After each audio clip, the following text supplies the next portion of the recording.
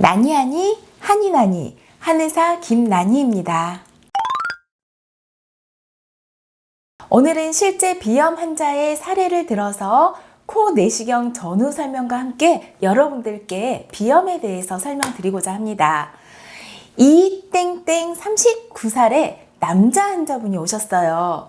이분은 중학교 때부터 비염이 심했는데요. 고등학교 때는 콧살 제거 수술을 레이저로 수술을 한 적도 있다고 합니다.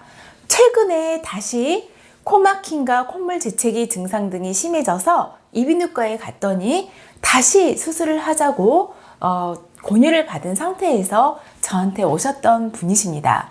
평소에 재채기를 한번 하면요, 굉장히 연달아서 해요. 특히 요즘에 먼지도 많고 꽃가루도 날리는 계절이잖아요.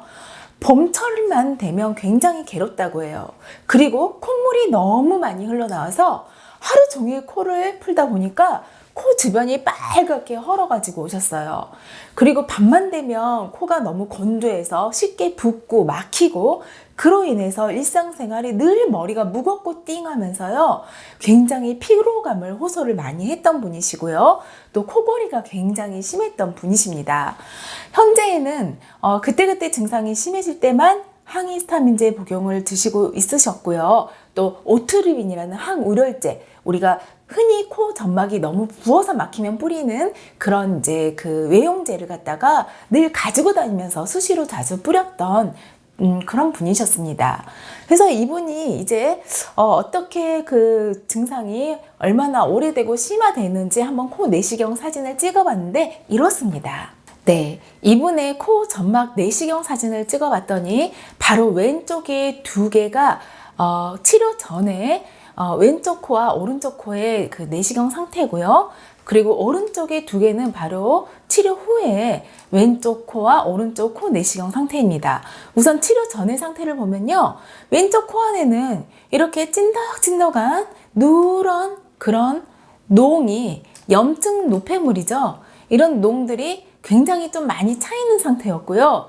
코 점막이 너무 많이 부어 있어서 콧구멍이 거의 닫혀 있는 상태였어요. 콧구멍은 바로 이거밖에 안 되죠. 그래서 이것 때문에 밤만 되면 더 코가 막히고, 그런 다음에 누런 이 농들이 부비동 안에도 꽉 차 있었기 때문에 얼굴이 자꾸 열이 나는 증상이 생겼던 거예요. 이렇게 코가 제대로 열려 있지 않고 코로 숨을 제대로 못 쉴 뿐만 아니라, 코가 막히면요, 우리가 뇌의 열기를 날숨으로 해서 빼줘야 되는데 그렇지를 못하니까 늘 얼굴이 열이 오르는 것 같이 머리가 항상 무겁고, 그러면서 머리 두통까지 오는 경우에 해당이 됐던 겁니다. 오른쪽 코도 보면요, 이렇게 빨갛게 코가 충혈이 돼 있는 데다가 볼록하게 튀어나와서 거의 코 안에 구멍이랑 구멍이 다 막혀가지고 숨을 제대로 못 쉬는 그런 상태셨죠. 네, 이분이 치료하고 나서 대략 한 달 후에 사진을 찍어봤더니 신기하게 왼쪽 코는 거의 다 열렸어요.